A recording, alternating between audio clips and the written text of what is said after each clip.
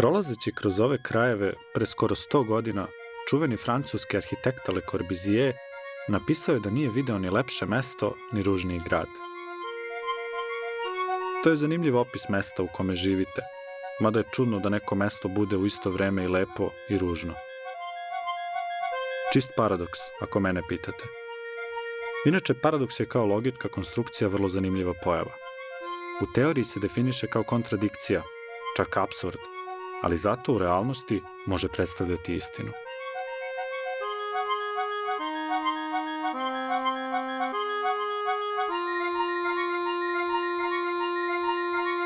Još jedan ratni zločinac izveden je pred Narodni sud. U ljetnoj dvorani Vojnog pješadijskog učilišta u Beogradu počelo je suđenje Draži Mihajloviću i 13 optuženih za izdaju svoga naroda. Suđenje je javno. Specijalni dopisnici najvećih svjetskih agencija i listova prisustvuju suđenju. Ovo je Draža Mihajlović. Draža Mihajlović, čuveni general jugoslovenske vojske u otadžbini, poznatiji kao četnici, na suđenju posle Drugog svetskog rata 1946. godine osuđen je zbog vele izdaje i zločina protiv civilnog stanovništva. Svedocima ponekad nije bilo potrebno da išta nose sa sobom. Njihove rane su bile dovoljno upečatljive. Ipak, general nije prihvatao optužbe. Suđenje je trajalo mesecima, a po završetku on je brzo i pogubljen. Ispostavilo se da je tadašnje suđenje imalo nekih manjkavosti. Na stranu to što su mu sudili redom komunisti. Jednom rečju ljudi koji se danas ne smatraju velikim poštovaocima demokratije i ljudskih prava. Sa svim dovoljno da se sada, 2010. godine, ceo proces dovede u pitanje. Ja sad ne znam istorijski koliko je poznato i kome je poznato, ali vidi se da je britanska ambasada pratila ovo suđenje, onda postoje njihovi komentari i ocene tog suđenja, one su dosta značajne, i postoje pitanja koja su postavljena tim povodom u britanskom donjem domu. Znači, tadašnjem njihovom ministru inostranih poslova, njihovo na neki način zgražanje tim postupom, da čovek odmah posle osude za 48 sati je streljan i tako dalje. Danas ipak pošten čovek očekuje rok za žalbu, pa za razmatranje žalbe, pa za odgovor na istu.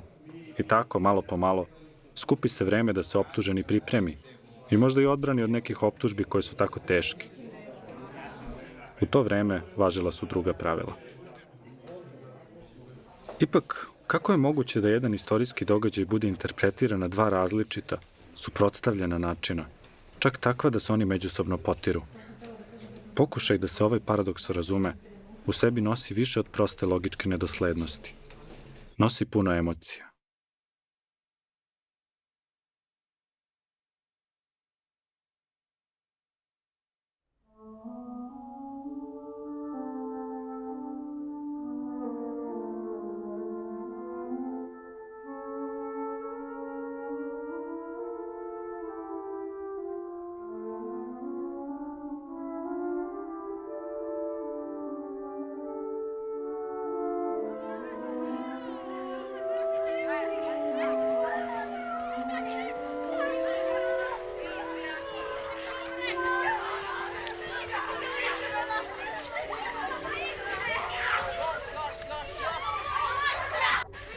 Darinka Radović je narodni heroj iz Rajkovca, majka naroda.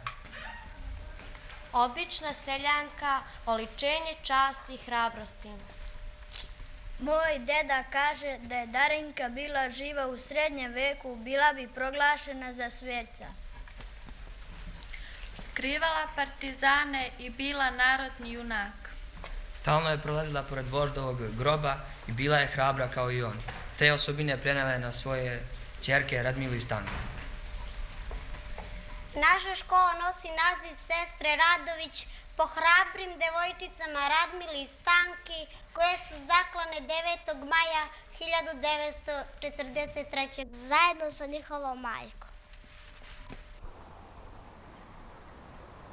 Ja sam Radović Rade iz Rajkovca.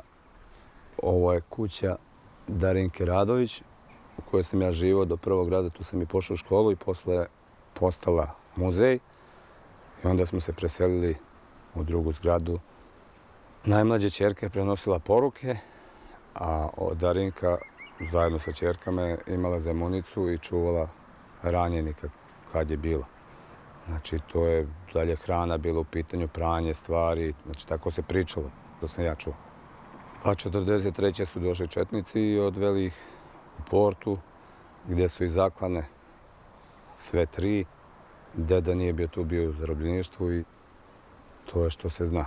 To se desilo noću, niko ovdje strina bila jedna isto sa njima živjela. Ona nije znala za to, znači nije čula. Komšije niko nije saznao, znači tek ujutru se čulo da ih nema, pa su tražili tu komšije i našli u porti. Zamolio sam članove porodice Radović, današnje Darinkine rođake, da pomognu u rekonstrukciji događaja od pre 67 godina. 19-godišnju Radmilu oživio je Radetov sin Goran, a 14-godišnju Stanku mlađi sin Laza.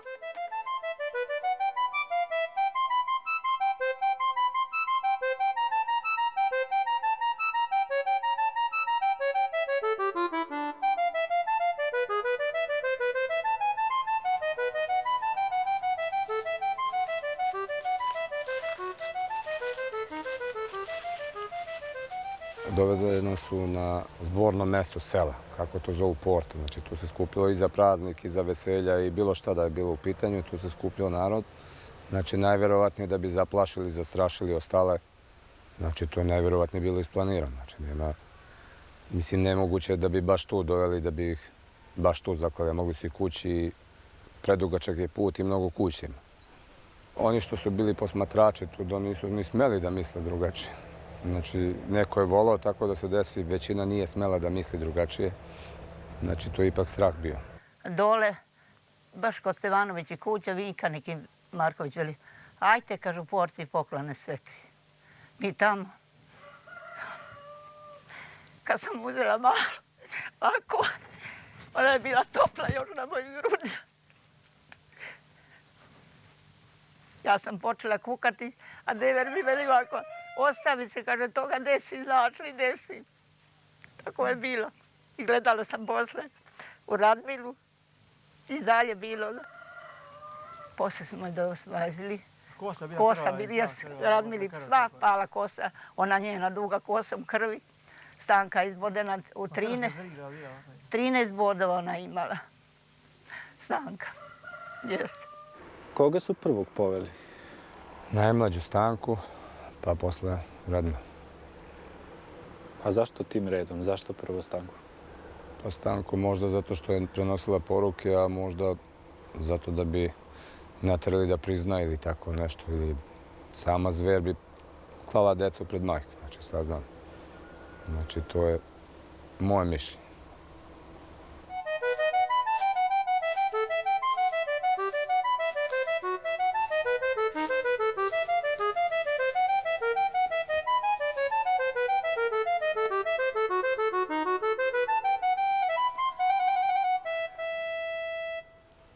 Taj komšija što ih je našao, da su sve ruke bile posečene prsti. Znači, niko ih nije držao, nego su dozvoljeno da je se brane. Znači, ono je sekao po prstima. Razume? Obe. A Darinku, čovjek kaže, nije bilo ni velike krvi pored nje kad je zakon. Tako priča ovih što su i našli.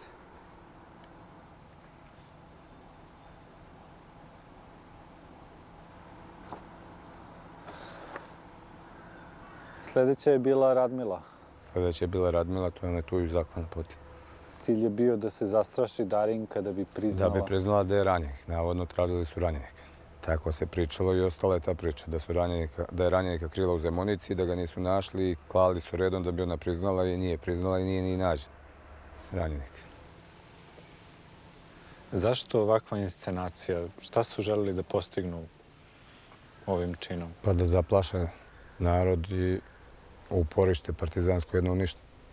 Znači, to je bilo njihova sigurno utočište, zadnja kuća do zabrana i to je to.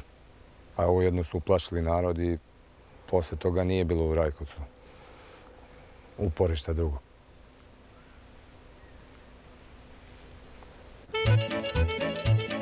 Dok sam ja pokušavao da utvrdim istinu o događaju koji praktično nije imao svedoka, u zabačenom selu na 100 kilometara od Beograda, u prestonici se kuvalo nešto drugo.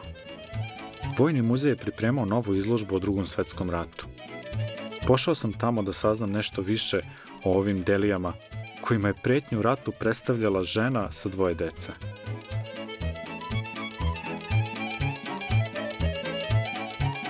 Četnički pokret je poznat po planini u Srbiji, Ravnoj gori, na kojoj su se jugoslovenski oficiri sastali 1941. godine i sa koje su objavili rat fašizmu.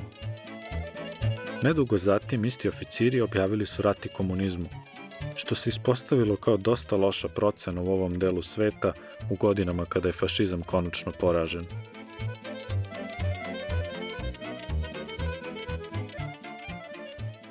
Pa znate šta, davno je rečeno da se istina o jednoj revoluciji može reći tek kada ta revolucija doživi poraz. To je govorio i pokojni profesor Branko Petranović. Dakle, pošto smo mi u Drugom svetskom ratu na tlu bivše Jugoslavije imali građanski rat između dvaju pokreta otpora, jel tako, popularno nazvanih partizana, koje su vodili komunisti, i ravnogorskog pokreta, dakle monarhista, ljudi formacije koja je želela da obnovi nekadašnju državu, i pošto su u tom ratu, kao što je opšte poznato, pobedili revolucionari, onda za pola veka njihove vladavine sasvim je normalno i prirodno da su oni o svojim glavnim suparnicima govorila na najgori mogući način, slikajući ih u najcrnijim bojama. Svi bismo mi, mislim, neko manje, neko više, živeli u tom periodu i znamo, sećamo se, jel tako, iz školskih programa, sećamo se, zar ne, vreme kada je došla televizija, pa eto, u svim medijima, ukoliko su pominjali četnici, uvek u najgorem kontekstu, znate, nasilni, kako bih rekao, ružni, prljavi, zli. Druga stvar po kojoj je četnički pokret poznat je naravno njegov vođa, general Draža Mihajlović. Njegove lične stvari su se posle suđenja i njegovog pogubljenja nalazile u arhivi državne bezbednosti, da bi se sada, kada su se strasti malo smirile, našle u muzeju. Ovo je prvi pokušaj da se u Vojnom muzeju prikažu četnici, odnosno jugoslovenska vojska u otadžbini u nekom drugom svetlu. Do sada je to postavka, stalna postavka muzeja je bila onako ideološki odrađena i postavljena kako su vremena i uslovi jednopartijskog sistema zahtevali. Ovo je sad prvi put da je prikazana jugoslovenska vojska u otadžbini u ovom muzeju u jednom pozitivnom smislu. U Topoli, gradu kome pripada selo gde se odigrala Darinkina pogibija, nalazi se glavni odbor Ravnogorskog pokreta Srbije, jednog od mnogih udruženja koji se nadahnjuju idealima četničke borbe iz Drugog svetskog rata.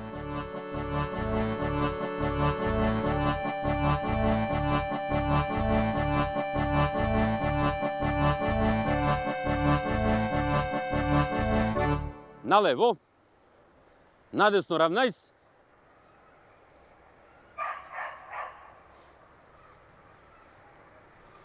Mirno, kapu, skini, na mesto voljno. Mi smo Ravnogorski pokret, samo Ravnogorski pokret bez prefiksa, jedno nadstranačko udruženje građana koje je totalno apolitično. Ne bavimo se dnevnom politikom, ne pripadamo nijednoj političkoj partiji, podržavamo sve zdrave nacionalne snage. Mi smo naslednici Jugoslovenske vojske u otadžbini, pre toga četničke akcije iz 1903. godine, koje su opet prethodili i uskoci, i hajduci.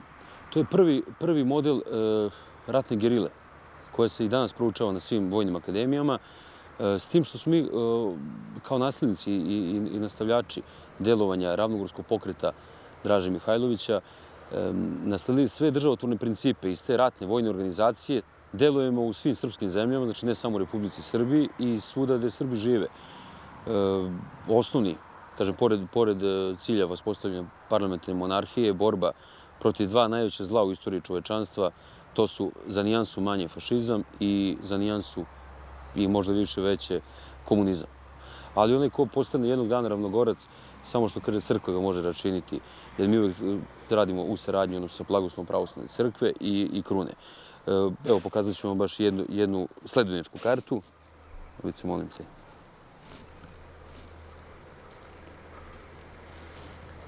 To je naša sledbenička karta, gde su poslednje Čičine reči: sloboda me rodila, izdaje me ubila, Srbi završite započeto. Velika čast je imati i nije lako dobiti.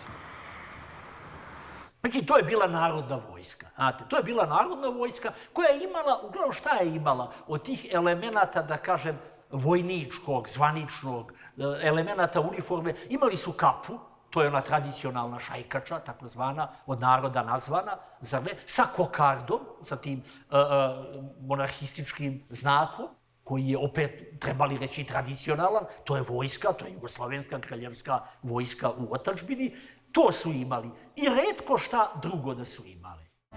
Ipak, morao sam da priupitam stručna lica da mi razjasne ulogu noža i njegovu prilično čestu i laku upotrebu kada su u pitanju četnici. Nož je legitimni deo vojničke opreme. Uvek bio, u sva vremena, bio i pre rata, bio i u vremenu rata. Dalje, pazite, imate i ovu činjenicu, to nekome može zvučiti cinično, ali municije nema mnogo. Municija je skupa. U vojsci je sve skupo. Svako dugme je skupo, svaki metak je skup.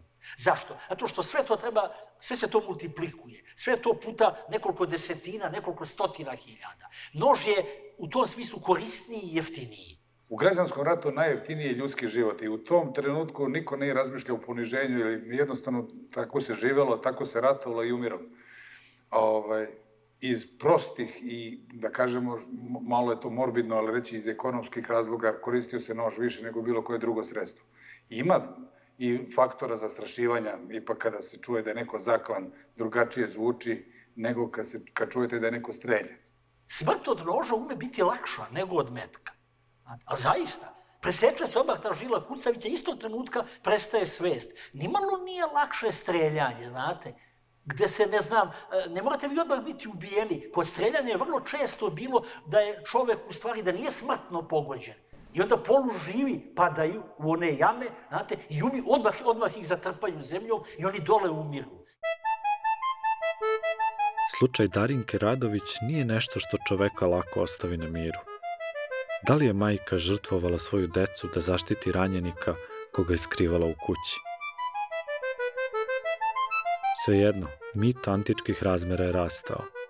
Spomenici, predstave, dečji recitali, biste. Međutim, neko vreme je prošlo, a Darinka Radović, nepismena seljanka, opet je izvukla deblji kraj.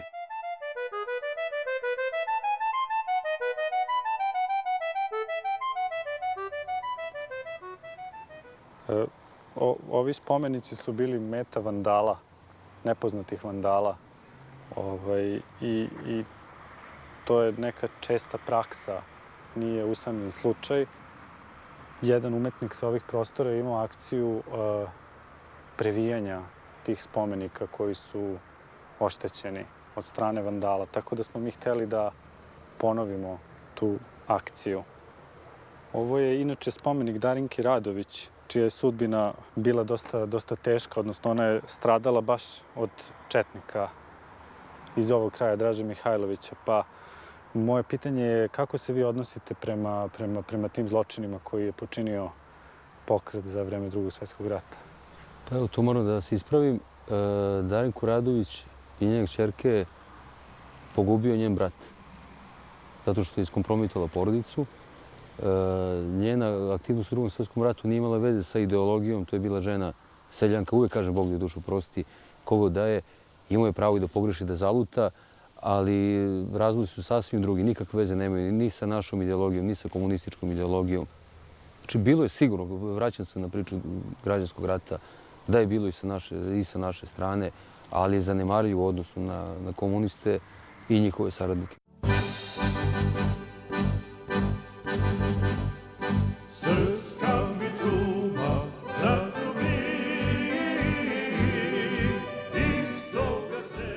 Svaki mladić može biti ravnogorski omladinac ako ispunjava potrebne uslove. Prvo i najvažnije je da svaki mora biti nacionalno čist i da je već do sada pokazao da je njegova ljubav prema otadžbini, kralju i narodu ničim ne okaljana i dalje da je potpuno spreman na žrtve radi ispunjenja opšteg zadatka.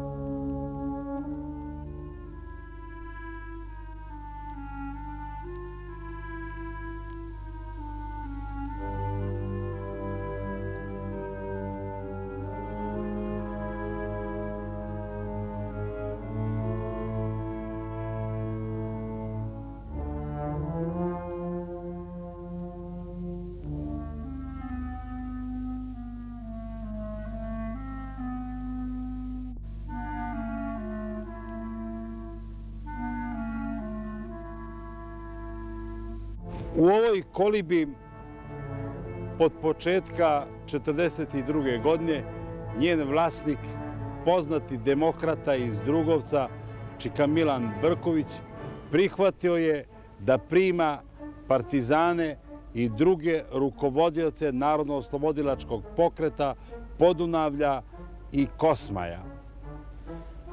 Tu smo mi svi dolazili vrlo često i uvek bili rado primani od čika Milana, jer smo znali da ćemo biti sigurni i bezbedni od svih i svakoga.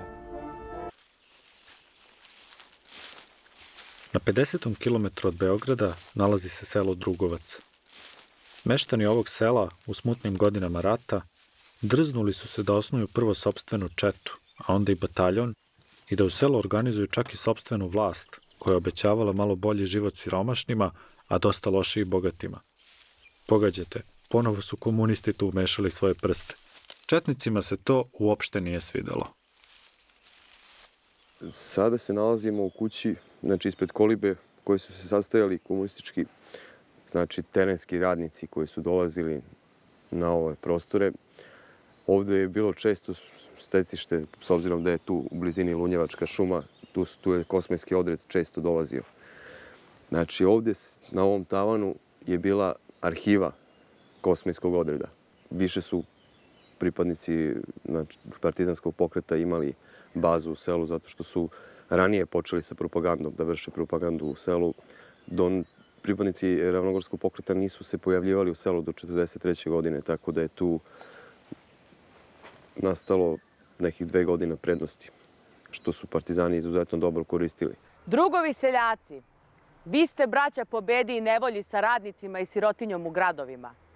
Vas gule razne gazde i zelenaši koji su dokopali opštine i vaše zemljoradničke zadruge. Vi i vaše familije propadate bez zemlje, bez šume, bez ispaša, dok seoske gazde postaju sve bogatije, kako u miru, tako i u ratu. Gospodske partije su vam godinama obećavale brda i doline. A šta ste dočekali? Glad, nemaštinu, mukotrpan rad i nacionalno ropstvo. Bilo je i dosta tu velikih obećanja o nekoj bajkovitosti, znači o životu posle rata, o uređenju zemlje, o davanju zemlje bezemljašima, o tome da neće postojati više tih seoskih gazda, da će biti zadruga koja će moći da ljudi jednostavno bolje žive. Da oni koji nisu imali da će imati i da će biti ravnopravnost. Ne čekajte! Udružujte se među sobom. Udružujte se sa radnicima u borbi protiv okupatora. Stupajte u naše redove, u našoj velikoj i svetoj oslobodilačkoj borbi protiv neprijatelja. Dižite se svi na oružje. Živela komunistička internacionala!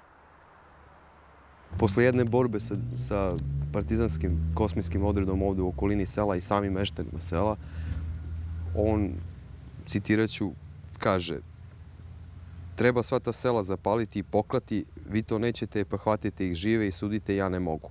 Pozovite gardu da ih uništimo dok još vremena ima. Prema tome, ljudi su i sami četnici bili više od samih tih borbi i premoreni sa komunistima, nestajalo je municije, približavali su se Rusiji, tako da je tu bilo dosta nervoze. Ko su komunisti? Među njima ima mnogo stranaca i probisveta, a mi smo iz naroda. Dok oni ruše porodicu i crkvu, mi ih branimo i borimo se za čast i pravo naše nacije. Oni hoće proletera i beskućnika, a mi hoćemo domaćine, časne i nacionalno ispravne. Komunisti su grobari našeg naroda i zatočenici mraka, haosa, smrti, iz kojeg nema izbavljenja. Blokirati selo sa sviju strana, sa 3 do 5.000, računa se 3 do 5.000 četnika, gde su tu bili četnici i sa Rudnika, i Topole, i od Homolja. Znači, to je bila akcija šireg obima. Jednostavno došli su da kazne Drugovčane. Znači, išli su u 3 prstena oko sela sa streljačkim strojima. U prvom prstenu su bili uglavnom mobilisani.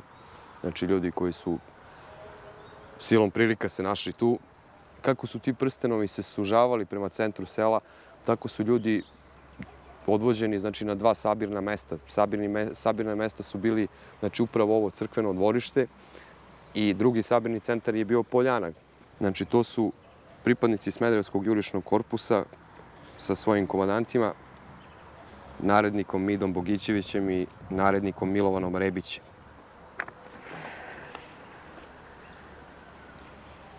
Gdje su neki od njih učestvovali u tom?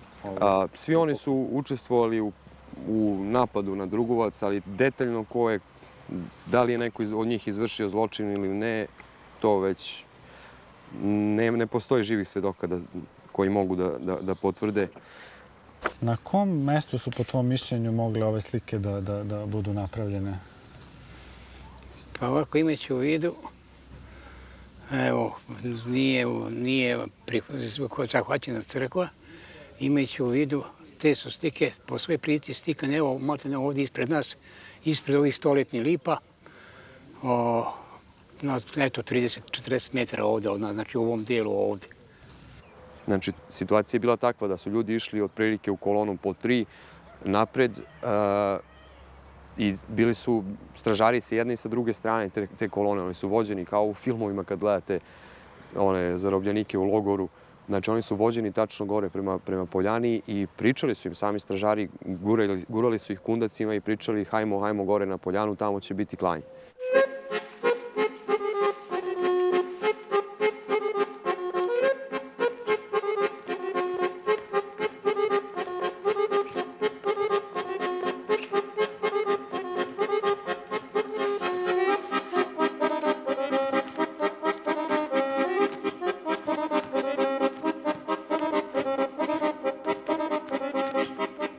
Kada je probijen obruč od strane četnika i upad u selo,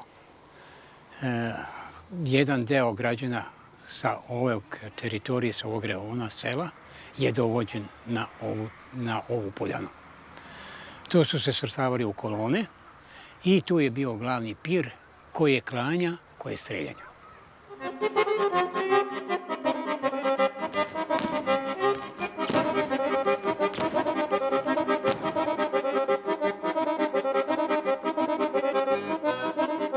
Kako je prekinuto klanje? Komandant koji je bio kod crkve, on je zvanično prekinuo klanje. Poslao je kurira, kurir je uzjahao konja, u galopu došao ovdje na Poljanu i rekao da je komandant naredio da se prekine klanje. Pa drugi primjer snalažljivosti ljudi u tom opštem haosu je bio kada je čovjek koji je video da pale kuće, da pljačkaju kuće, odlučio da se spasi, da spasi svoju imovinu i tako što je jednostavno razbacao svoje stvari po dvorištu, po kući i u kući koja je bila zemljanog poda stavio je neku gomilu slame koju je zapalio, koja je stvorila dim i tako je uspio da spasi sebe.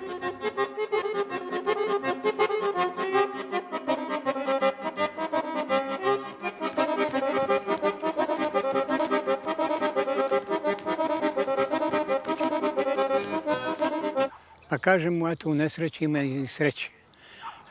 Dokle je bilo klanje i određeni broj građana koji je već zaklan, jedan građanin Jovanović Radivoje, da li slučajno, da li namerno, je legao među 2 zaklana građanina.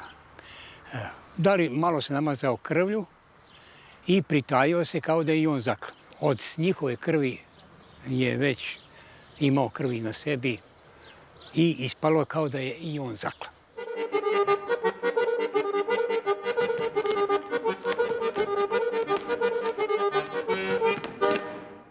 Kada je sve završeno, kada su četnici napustili i otišli sa mesta ovog stratišta, familija, rodbina su dolazili i sa konjskim i volovskim kolima kupili svoje žrtve i nosili kućama da bi ih sahranili. Kad je došao red da iznesu njega, on je iskočio iz koli i pobegao. On se tek pojavio nakon dan, 2, uplašeni svega toga što se desilo, tako da je sticam okolnosti u toj tolikom piru ostao živ. Našem Čiči ni potoci krvi niti pepelišta, ni dušmanske pretnje da će naše pleme biti uništeno. Ako ga ne izda, ne pomažu ništa. Narod nemo ćuti, čuva svoga čiču i čeka na vreme. Pa kad jednog dana kucne čas osvete i osvetnik ljuti na osvetu krene, sve će staze biti krvlju zalivene, kuda on provede vaskrsnu večete.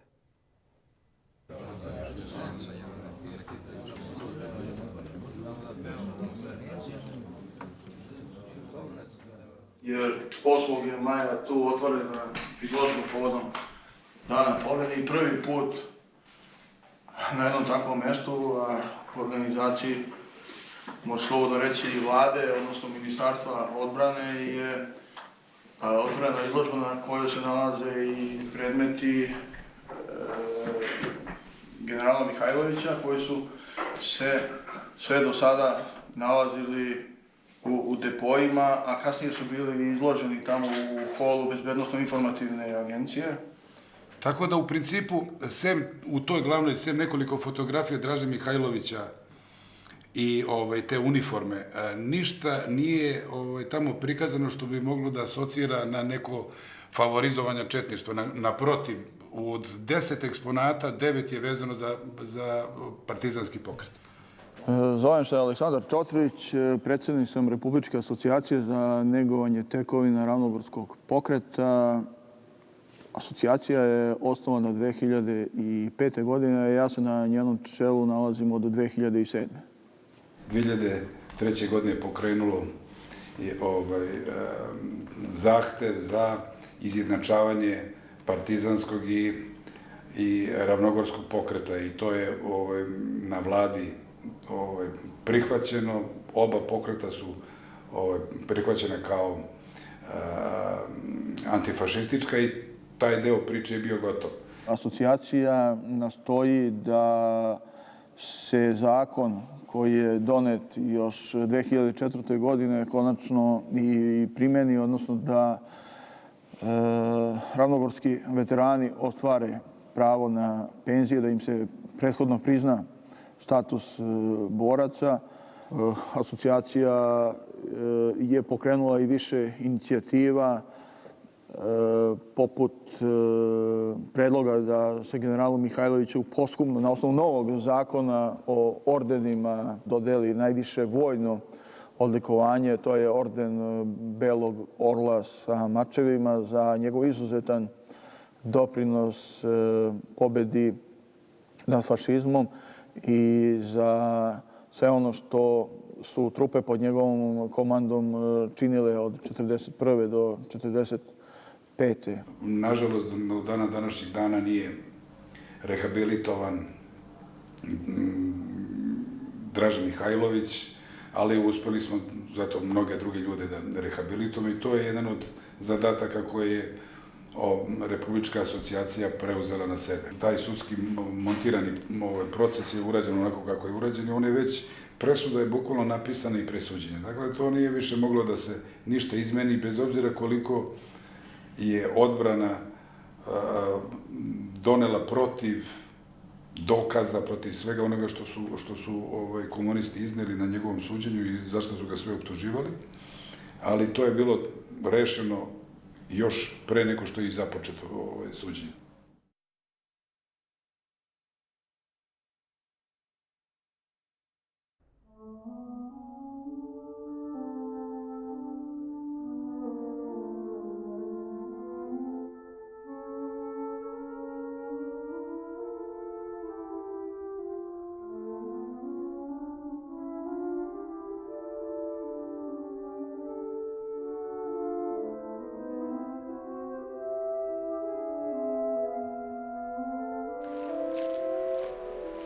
Ispostavilo se da me najveće otkriće ipak čekalo u Vraniću, selu na nekih 15 km od Beograda, praktično na ulazu u grad. Ova spomen soba posvećena je stradalim članovima naše porodice u stravičnom pokolju koji se dogodio 20. decembra uveče 1943. godine, kada su četnici u Vraniću poklali 68 žitelja Vranića, među njima i naših 10 članova naše porodice. Ovaj otac je imao 12 godina kad je se pokolj dogodio. Pamti taj rat i to stradanje kompletno i stvarno su preživjeli pakao na zemlji. Ako nešto postoji pakao, onda je to bio pakao. Kad god uđem u ovu sobu, a ja vrlo često u nju dolazim, pitam se kakvi su bili to ljudi i da li su uopšte ljudi koji su mogli da zakolju dete u kolevci.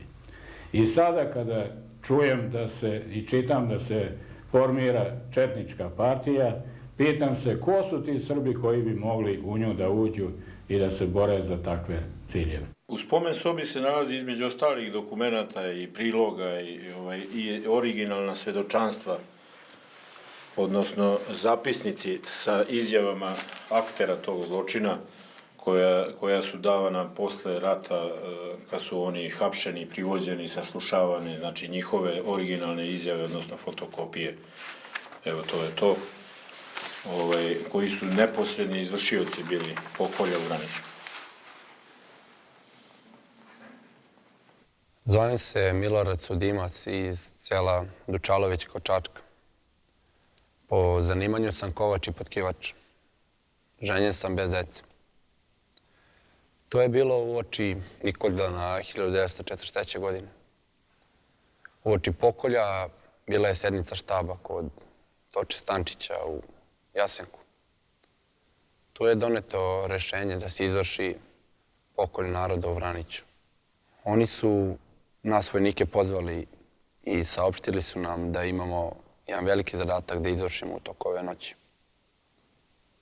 Kada nam je bilo saopšten, krenuli smo na zadatak. Datum nije slučajno izabran. To je drugi dan Svetog Nikole, 20. decembar.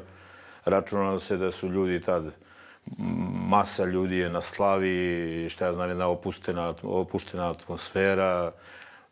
Mislili su da će, i bili su u pravu, da će svi biti kući, bar većina njih na koje su sumnjali nisu sumnjali nego određeni da izvrše pokolj nad njima, što je u određenom smislu i što su i uspeli. U Markovoj kući zaklali su Marka 35 godina, zaklali su mu suprugu Darinku isto 35 godina, ćerku 16 godina Dikosavu koja je prethodno silovana pred roditeljima pa zaklana i Markove sinove Milana od 11 godina i Slavoljuba od 9 godina. Dalje su krenuli isto putem ovim ovde do stare škole koje dan danas postoji. To je ovuda? Jeste, tu da. I tu je se dogodio to ubistvo Boška Joksića, koji je tu noć bio mobilisan u četnike. On nije bio aktivan četnik. On je mobilisan, ali je određen u grupu prema Rašićem kraju, odnosno u grupu da ide u Rašić kraj i on je na neki način hteo da eskivira, da nađe izgovor da ne bi išao, jer je video očigledno šta se sprema i šta će da bude. I on je pod narednikom Markoviću, koji je bio komandir prve grupe koja je išla u Rašić kraj, javio se i zamolio ga da ne ide u toj grupi, da navodno je kum sa Pantićima, odnosno sa nama, što nije bilo tačno, ali je na neki način hteo da, eto, na neki način da ga oslobodi toga. Zovem se Branislav Petrović, Trčko, zemljoradnik iz sela Slovce kod Loznice. Rođen sam 1922. godine od oca Ilije i majke Dobrije Petrović. Neženjen sam, pismen sam sa mog, slabog imovnog stanja. Kada smo pošli za Vranić, na putu do tamo čuli smo nekoliko revolverskih pucnjeva. Voja je rekao da je probao pištolj. Međutim, kada smo stigli tamo od tog mesta, vidjeli smo mrtvog čoveka nepoznatog imena iz Vranića. Ali da bi služio primerom ovima drugima šta znači odbijanje poslušnosti, likvidirali su Boška Joksića Tako da više niko tu nije smeo ništa ni da spominje ništa, jednostavno su ljudi išli u strahu za sopstveni život.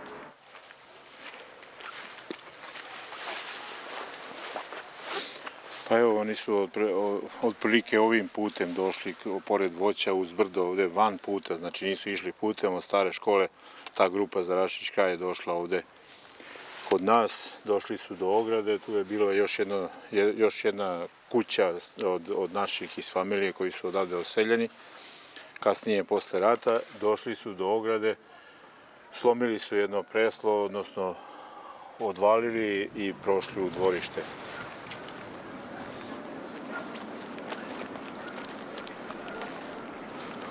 Pa evo, to je otprilike to, oni su došli ovde, tu je kuća naviše bila na 10-20 metara naviše.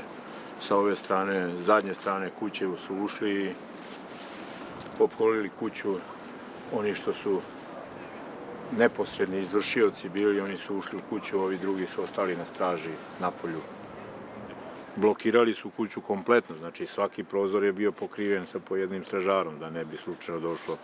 Pretpostavljali su da će možda Dragomir ili neko da skače kroz prozor, da pobegne. U kući toj staroj, većoj kući je bilo 10 ukućana.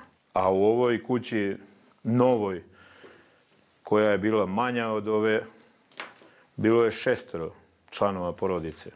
Svih 10 u toj kući koji su se tad zatekli su poklani. Ja sam prvi došao i video taj zločin. Kada sam ušao u kujnu, zatekao sam 7 članova porodice na podu koji su bili poklani i krv je bila plinula po celoj kujni, dok je u drugoj sobi bila moja strina sa detetom u kolevci koja je zaklano, a u drugoj jednoj sobi bila je ubijena baba moja.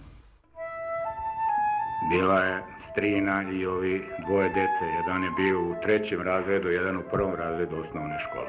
Moja sestra Vida, bio je stric Dragomir, bio je deda Stevan i deda Joksim, tu je i u kujni spavao na krevetu. U drugoj sobi bila je moja strina i ovo dete u kolevci. Kako je bila kolevka tu, zaklano, ja strinu tako namestili da kleči pored kolevke, onako mrtva, i da ga drži za rukicu, ovako. I sad moja majka kad je dotrčala do kolevke, ona kaže: Ljubo, da li su mi bar tebe ostavili? Živo, pa uze ovako dete iz kolevke da podigne, a glava pade potpuno. Samo se na koži držalo sve isečno. Stric mi je bio toliko bisar i pismen i išao u Obrenovac u gimnaziju, u školu i toliko je razumeo i znao da mu Nikola Tesla nije bio paran.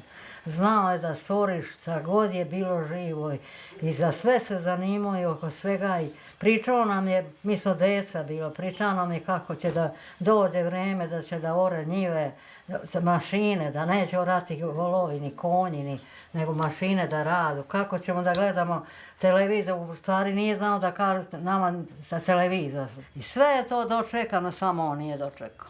I kad je počela pokolj njegovo dete, on je ispoj iz honjera, odgurno je ispoj, izgrabio, ocnao od jednog četnika kamu, ali šta vredi kad nije bilo više, i savladaju ga i udaru ga kamom i potio i on je pao.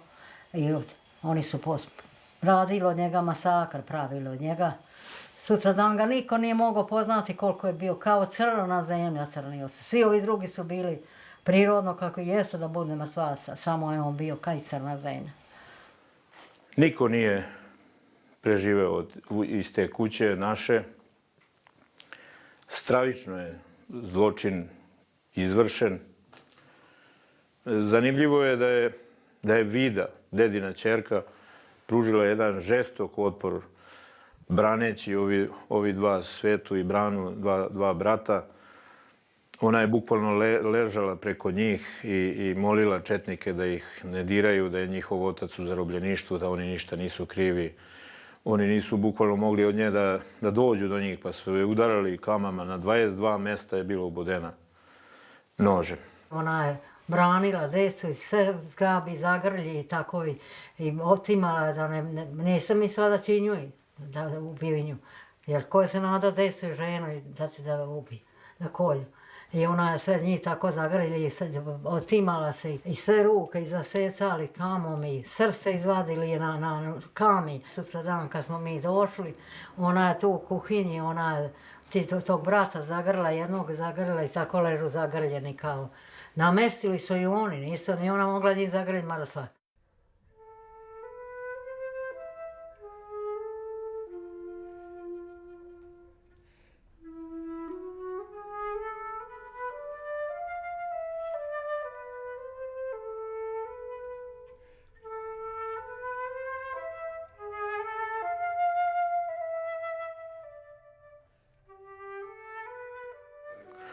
Posle naše kuće krenuli su kući Marka Radosavljevića, ona je druga bila na spisku.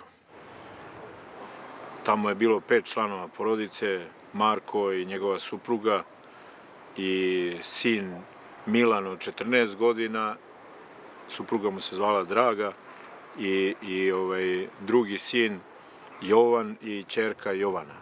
Oni su bili blizanci. Poklali su svih 5. Marko imao još jednog sina koji je tu noć bio na Umci, radio je Živan Radosavljević. Ostao je živ, nije ni dolazio kući kad je čuo da je porodica poklana, on je pobegao i u Nemačkoj bio sve vreme dok nije se rat završio i došao posle toga kući. Kasno je, pre jedno 15-20 godina i umro. Posle kuće Marka Radosavljevića otišli su u kući i vratili su se tu istim putem i ovde ušli u put prema Matićem kraju. Prva kuća na redu je bila kuća Dušana Đorića. Kada smo bili kod Dušana Đorića, rečeno mi je da moram i ja nekoga da ubijem. Ušao sam unutra i video sam ovu sliku. Svi ukućani su stajali uplašeni. Komandir je našao uzice i povezao ih. Komandir mi je rekao da moram i ja nekoga da ubijem. Ja sam pucao u Dušana, a on u njegovog brata. U Dušanovoj kući je bilo 8, ali stradalo je 7. Dušan je preživeo pokolj i Dušan je rekao ja vidim šta vi smerate, ja bih jedino voleo da umrem vojničkom smrću. Kaže, nema problema, ispunit ćemo ti želju, Milorad Sudimac izvadio pištolj, ali kaže, lezi dole. I još dok nije on ni legao, još je bio onako da se sagne, on je pucao. I metak mu je prošao kroz levo oko i izašao iznad desnog uva. Tu, otprilike ovako nekako. Imao je sreće, bukvalno on nije možda 10-15 do minuta bio u nesvesti. I šta znači imao je sreće? Ne može da se kaže to, ali preživeo jeste, ali je bio svestan. Znači, svu porodicu kompletnu su oni na njegovom telu poklali. Ovako je to bilo. Komandir je naredio da Dušan i njegov brat legnu. Oni su rekli, a mi smo od gore pucali. Ja sam mislio da sam Dušana ubio i izašao sam napolje.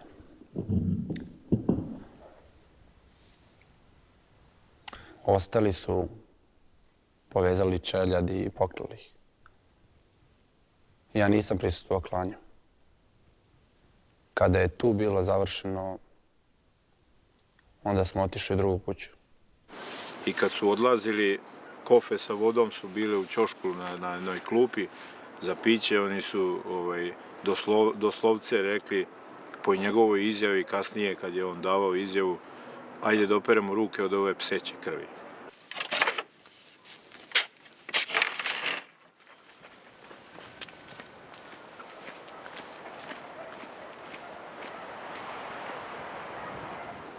Ovo je ostalo od moje tetke, ova mašina, ona je bila šnajderka, šila je. A ova je stolica ostala od moje babe na kojoj je sedela. A ovde je ova tezga od moga oca koji je bio pančar. To su moje 2 tetke, Katarina i Angelina i stric Živko. A ovde je moj otac i ja. Ja i majka smo preživeli to, sve smo mi to preživeli. Neka nas sreća iznala da smo bili tamo kod moga dede, njenoga oca. A oni su došli, ovdje je bila zadnja kuća, oni su tu, ovdje su pobili sve i onda su proslavljali večeru, meso, suvo, jeli, rakiju pili. Imao je moj deda i vina i rakije i imao je tu svega. I oni su jeli, pili, napili se, bacali su po dvorištu i slaninu i suvo meso, pevali i opljačkali sve, odneli su stvari, sve od 2 devojke imali su sprema koje su spremljene bile za udaju i sve su odneli, opljačkali sve da mati nije imala u što da ih sahrani. Mati mi je tako pričala da nije imala nešto, našla je nešto staro te je sahranila. Tu je došlo do prepoznavanja Velimira Vićentijevića koji je bio rođak Pere Matića. Prepoznali su ga, molili su da ih poštedi. Nisu ih molile da im poštedi život, nego da ih ne siluju pred roditeljima. To su ih molili.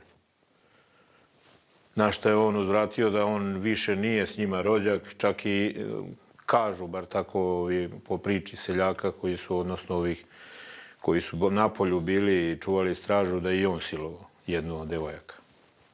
On je bio naš rođak. Moje tetke, kad je on došao tu da kolje, one su mu stavile su mu ruku ko vrate. Jao, brate, spašavane su. On je rekao, niste vi meni ništa. Pera pao u nesves u jedno vreme, jer nije mogao da gleda to.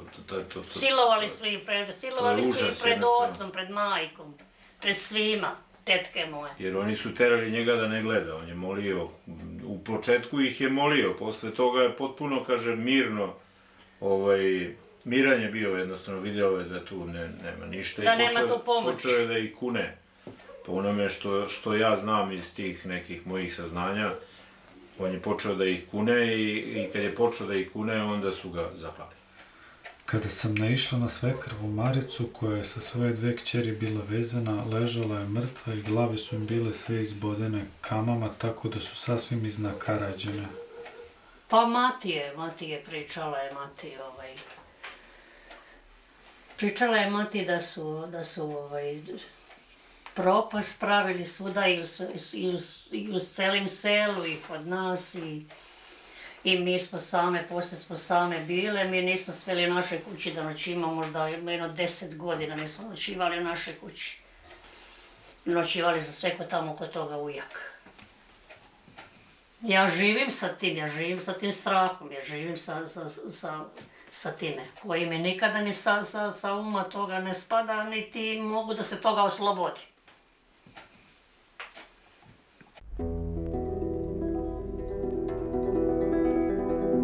Grupa, određena za Rašića kraj, imala je na svom spisku 5 kuća. Ostatak odreda je raspoređen u još 2 grupe, pri čemu je svaka od njih imala svoju listu.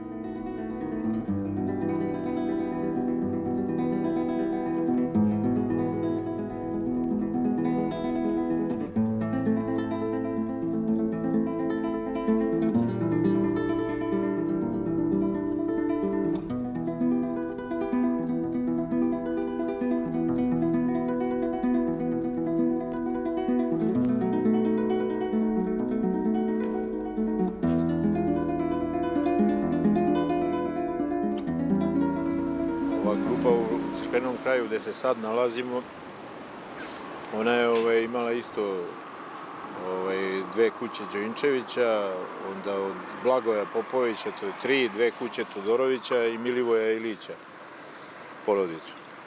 I oni su najduže ostali, znači najdalje su i došli što se tiče Vranića, znači došli su skoro tu gore na 500 metara odavde. Dalje se gore nije išlo, znači kad su završili kod Ilića u porodici, onda su se vratili svi u Jasenik. Za porodicu Ilić, koja je takođe bila predviđena za likvidaciju te večeri, četnici su priredili poseban ispraćaj. Sutradan, komšijama i rodbini nisu dozvolili da ih sahrane na groblju.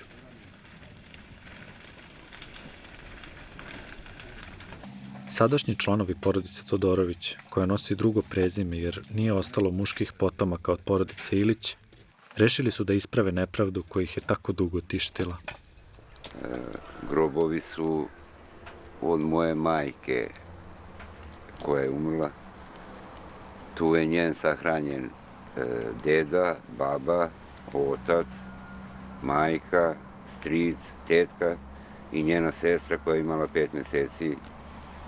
Oni su pobijeni 1943. godine na Svetog Nikolu uveče.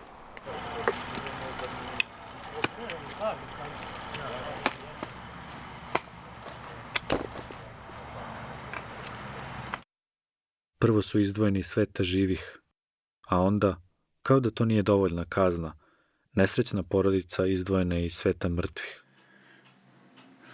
To je majkin stric i tetka. 18 godina imala, stric 20 godina. Kada su ubijeni. Kad su nastradali? Kada su nastradali. Ni krivi, ni duži. Jer oni su išli da unište čitavu porodicu, njih jednostavno ne postoji više. Dete su pucali u kolevku i tako su ubili. Ne samo ostali kako su. U majku su isto pucali, nisu klali nego su pucali i mislili su da su ubili, tako da je ona eto u svojini ostala neka. Što bi ona govorila, Bog je sačuvao. U stvari te noći kada je ona ranjena, oni su mislili da su sve pobili. Onda su dolazili sutra dan da ubiju nju. Tu je stric njen iz familije spasio. Navodno nije dozvolio, suprotstavio se, rekao jednom se osuđuje na smrt. Tako da je ona eto tako preživjela to.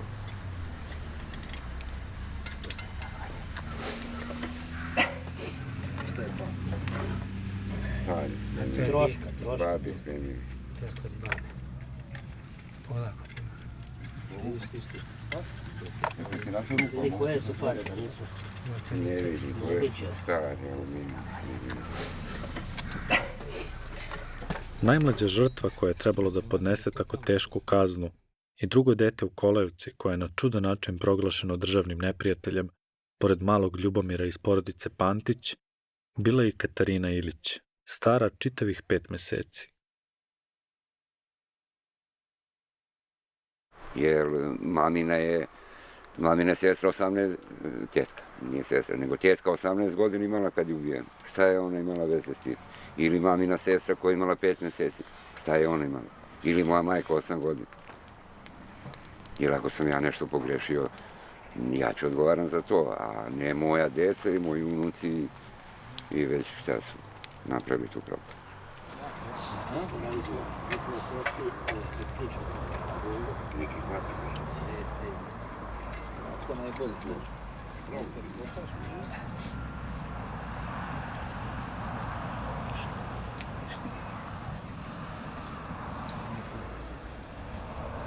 Do koje mere je to drsko bilo njihovo ponašanje? Oni nisu ovo zabranili da se sahrani tad u groblju.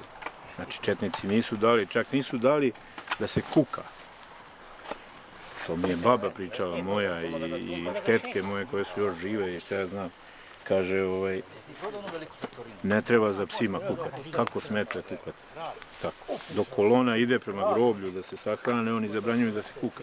Tu znam priču isto da su rekli pse ne treba sahranjivati u groblje, nego i nosite dole u šumu. U jarugu. U jarugu. Ali kako su htjeli ovdje, makar ovdje je sahranjeni.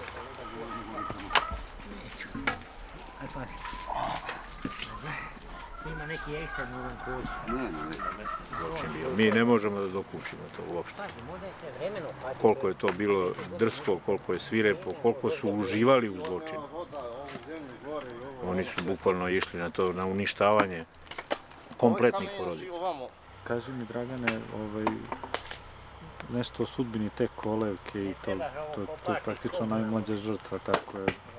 To je kolevka od mamine sestre. Katarine. I ta kolevka je u muzeju neki. Nošena kao dokazni materijal, bila je baba Brenija, mamina baba, tamo. Ta je kolevka posle bila kod nas malte ne bačena, bila je na nekom tavanu, stajala je tako da je dosta i propala, ali postoje još znam nešto od nje.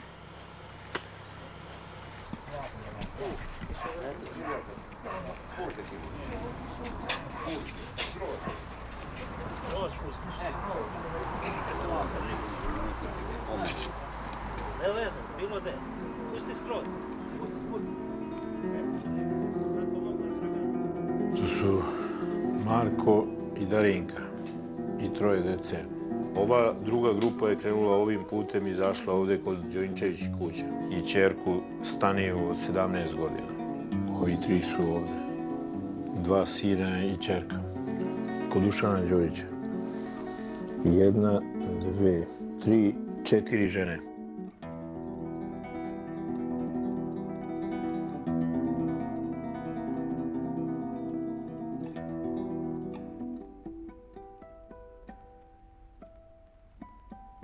Četnici su te noći u Vraniću zaklali 68 žrtava nedužnih. Od tog broja više od polovine su bile žene i deca. Ostaje i za buduća pokolenja po meni dilema zbog čega se to dogodilo i koji je to cilj politički bio i koja je to iracionalna mržnja kod ljudi bila da tako nešto učine. Pred samim pokoljom mi smo se skupili u Jasenku, kod kuće Toče Stančića. Nas je komandir rasporedio po grupama. Ja sam bio u grupi Voje Kopilana. Mene i Milojka Čačanina komandir je rasporedio da budemo pod jednom magazom i čuvamo stražu. Dok su ostali, ušli u kuće i ubili nekoliko lica. U dvorištu ispred kuće niko nije ubijen. Ja za vreme ovog pokolja niti sam nekog ubio, niti sam pljačkao, niti sam zlostavljao.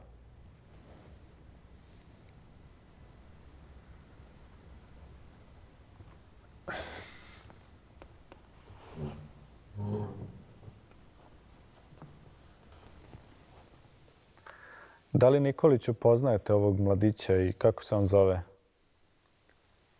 Da, poznajem ga. To je Prodan iz Raževca, o kome sam govorio. Ja i ti Prodane bili smo u jednoj grupi i učestvovali smo u Vranjickom pokolju. I nas je komandir odredio da streljamo one 2 žene iz Vranića. Ne znam iz koje su familije. Mi smo pucali na njih, ali ih je naš komandir dovršio. Niti sam pucao na te 2 žene. Niti sam bio određen od strane komandira da pucam na njih. Ja sam samo čuvao stražu.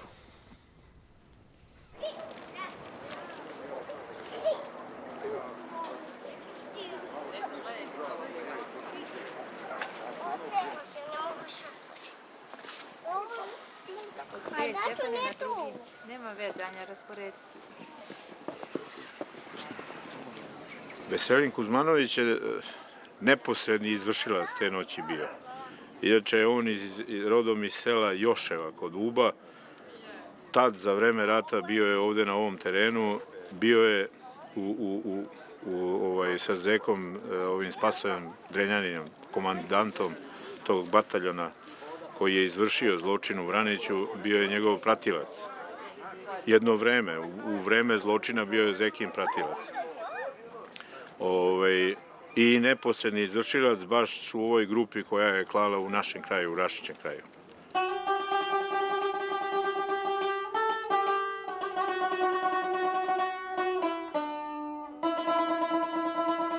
U Gornjem Milanovcu. Ja sam tamo bio, tamo sam se manje više i krio. I jednak su ti moji tamo imali vezu sa načelnikom UDBE Valjevog. A mene je Valjevo gonilo, znaš. I jednak je taj načelnik UDBE rekao da se ne boji ništa. Evo kaže, nema njegovog imena nigde. Kao moje ime da ima u tim njihovim knjigama. Iako je, kaže, bilo, te su knjige sve popaljene, uništene. A u ovim novima ga nema nigde. Ali, nek uzme moj savjet za mjesec dana da se vrati za Australiju. A on mi je garanto za mjesec dana. A onda kad sam ja otišao za Australiju, ja se vratio nazad ovde. odmah mi je zagarantovano. Ništa, to mogu i slobodan građani. Dobio sam njihov pasoš i legitimaciju. Negdje niti ja koga dira, niti niko me ne dira. Moj pokojni otac kad je čuo da je se on vratio negde 90 i neke godine i da je tu se naselio kod nas maltene u komšiluk, on je pokušavao, išao je u Obrenovac, prijavljivao ga u tadašnji policiju, SUP, šta ja znam, i u Beograd isto pokušavao je da se to procesuira, da se on uhapsi, da se privede, da se ispita na tu temu zločina u Vraniću, da se vidi, mislim, jer se znalo, svi u Vraniću maltene su znali ko je on bio i šta je radio 43. godine tu u tom pokolju. Međutim, odgovori su bili da to, kao da je to, eto, prošlo vreme, nije vreme, drži ovamo namo i nije, nikad nije njega pozvao na odgovornost u vezi toga. Svi su se borili za kralja i otadžbinu. I tako su se zvali Jugoslovenska vojska otadžbinu. A što je nas je narod na četnici.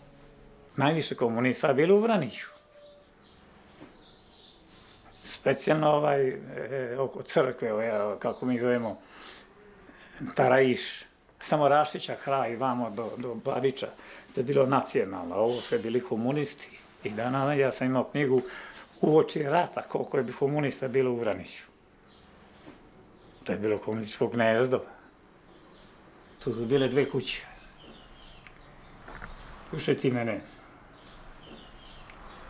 Ovi su pobijeni, a u ovoj drugoj kući, Jenki Bora, kako Viso iz Vranića je bio i ja i s njom bili vama na straži. Čujemo govor u toj kući drugoj. On mene pita, čuješ li, ako čuje i ne čuje. I ovo meni kaže, valja to, ja sam ih umir, da. To je ti što su ostali živi. Šta kaže, mislim da se razumeo? To su mu kumovi. Pita me da li ja čujemo govor unutra u kući.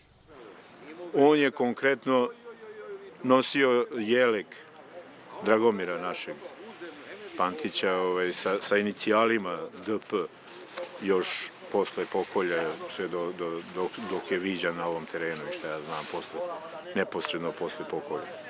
Znači, i po tome je obeležen da je opljačkane stvari nosio posle pokolja. Verovatno kao nagradu za izvršen zločin dobio je i garderobe. Oni kažu da bi voleli da dobiju taj jelek nazad što ste vi nosili posle rata sa monogramom tog svoga. To je ostalo tu negde u šupu, ne znam, ko pite Bog gde. Ja sam imao sam na sebi, tako smo se uvukli kaput jedan debeli. Kakvi Ante sjednite, I pitao bi ga, ako nije kriv, zašto je 40 godina pobegao u inostranstvo? Što se nije vratio posle 5-6 godina? Nego je čekao 40 godina da se pokrene inicijativa za rehabilitaciju četničkog pokreta, pa onda da se vrati. Jel se osjećate odgovornim, jel vam krivo zbog tog svog učešća? Ako meni je krivo, kako da nije? Si human, živo si biće. Ne smeš ništa sa okole moje. Nikome ne može da bude to ponos. Niti to za ponos. To je žalostno. Nema veze ko je uradio. Ali bilo je to zločina i s jedne i s druge strane. Ja samo želim kad tad da se ova ljaga očisti, da iziđe delo na videlo, da jednom istina iziđe na vršinu. Ko je kriv za to što je se u Vraniću desilo? Zovem se Prodan Živković. Po zanimanju sam radnik sa generalijama kao na prošlom iskazu rađenom kod ovog odeljenja. Prilikom prošlog saslušanja i u suočenju sa okrivljenim Nikolićem, porekao sam da sam prilikom Vraničkog pokolja počinio bilo kakvo krivično delo. Ovo sam uradio, sam bio svestan težine svojih dela i bio sam uplašen da ih priznam.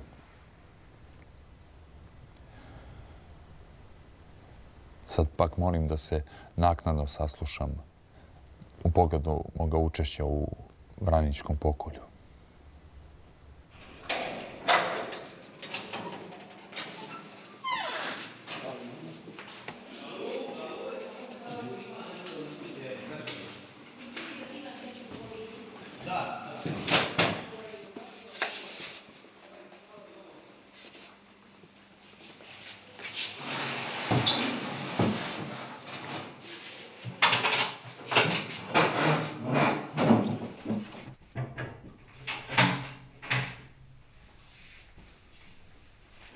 Nalazite se u depou Muzeja istorije Jugoslavije u kojem se čuva eksponat kolevka u kojoj su četnici Draže Mihajlovića 21. decembra 1943. godine u Vraniću, selu nedaleko od Beograda, ubili petomesečnu bebu Ilić Katarinu. Svedoci rodbina ubijene Ilić Katarine, Ilija Ilić i Obrenija Todorović, oni su doneli kao dokazni materijal kolevku u sudnicu koja je ubijena Ilić Katarina i oni ovdje pokazuju na kolevci tragove metaka koji su prošli kad je ona ubijena. Znači vide se tragovi metaka u toj kolevci.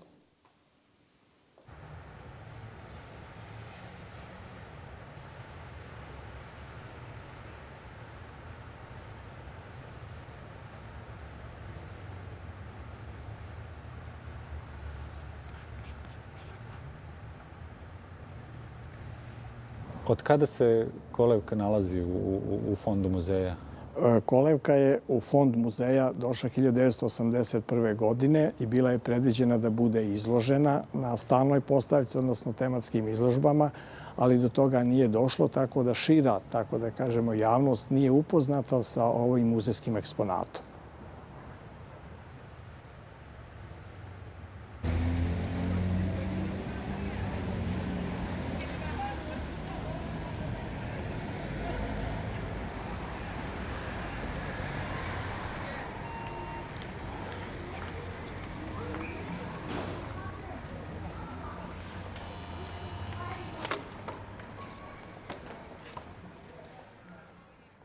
Zakon o rehabilitaciji je propisao da će se rehabilitovati svi oni koji su iz ideoloških ili političkih razloga lišeni života, slobode, imovine u periodu od 1944. 5. godine pa nadalje do donošenja samog zakona. I, znači, u ovom postupku mi dokazujemo da je general Draža Mihajlović lišen života u sudskom postupku koji je protiv njega vođen iz ideoloških i političkih razloga.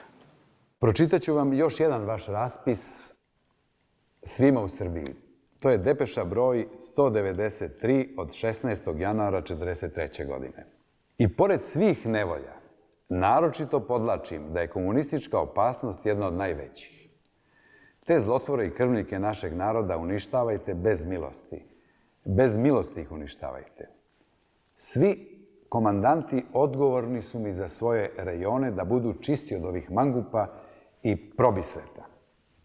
Ja takve dokumente nemam. Ja ne znam. Znate li šta se radilo? Ja ne znam šta se radilo. Ubijanje nikada. Borbe je bilo. Ja ne znam kako vaši komandanti razumeju ta vaša upustva. Vi kažete očistiti teren, a oni bukvalno kolju.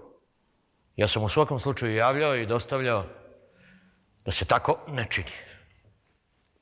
Da li osjećate neki otpor društva ili bilo... Pa ne, nisam do sada imao prilike da razgovaram sa nekim ko... Ali pretpostavljam da ima dosta ljudi koji se tako nečemu protive iz raznih razloga. Dakle, to je potpuno opravdan stav. Na kraju krajeva dovoljno je da pogledate neku istoriografsku građu ili nastupanje raznih javnih ličnosti, pa ćete vidjeti da su tu mišljenja podeljena.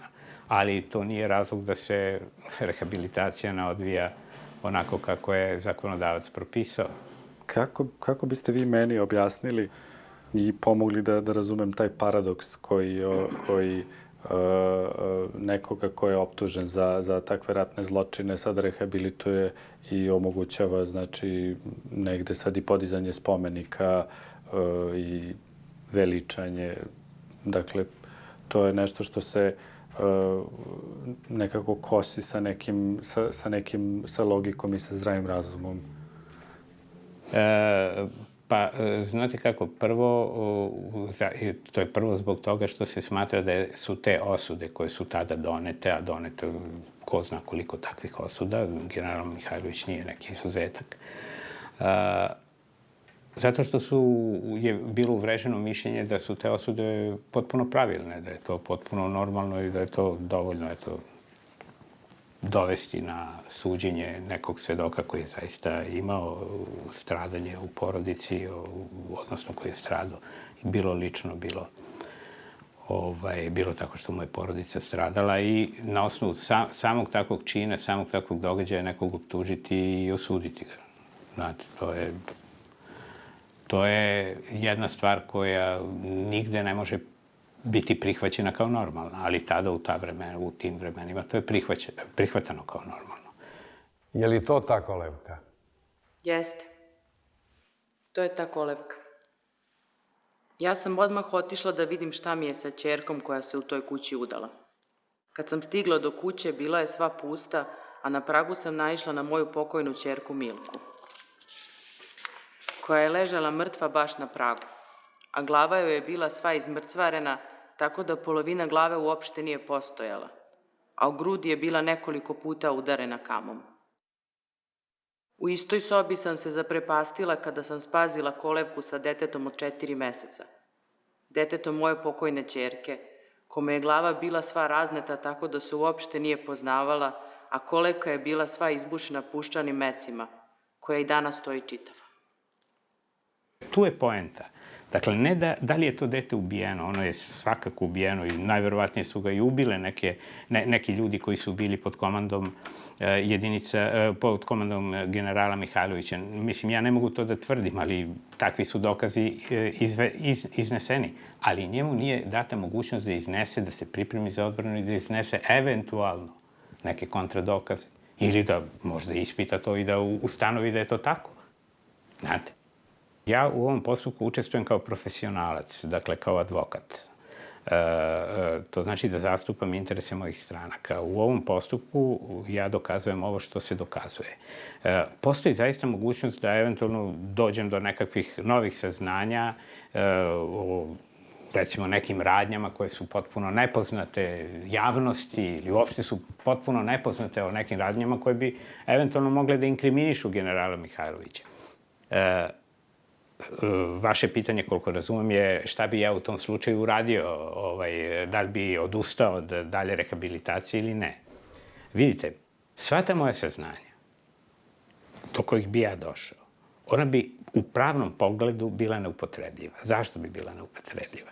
Ona se ne mogu ponovo staviti na teret generalu Mihajloviću, on je mrtav.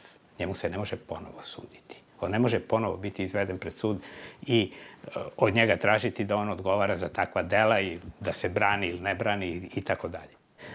To je bio rat koji je podrazumevao žrtve i to i vojne i civilne žrtve i to i sa jedne i sa druge strane i sad kriminalizacija samo jedne strane samo zbog toga što je izgubila rat, što je poražena u tom ratu, nije opravdana po meni. Sudbina je prema meni bila bez milosti, pošto me je okrutno ubacila u svoje vihore. Mnogo sam hteo, mnogo sam preduzeo, mnogo verovao. Zato su svetske bure i oluje odnale i mene i moje delo. Ja znam da pobednici u jednom ratu, bio on nacionalni ili građanski, nemaju milosti prema pobeđenima. Znam i to da je moja savest mirna jer nema ljudske jedinke, a kamoli šefa jedne gerile, koja bi na mom mestu bolje čuvala i očuvala svoju savest i svoju dušu i svoju dužnost. Postojalo je jedno mesto gde je kolevka iz sela Vranića mogla biti izložena.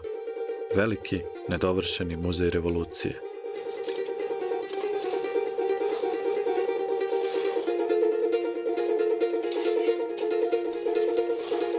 Katarinu Ilić, petomesečnu devojčicu iz sela Vranića, pogodio je metak 20. decembra 1943. godine.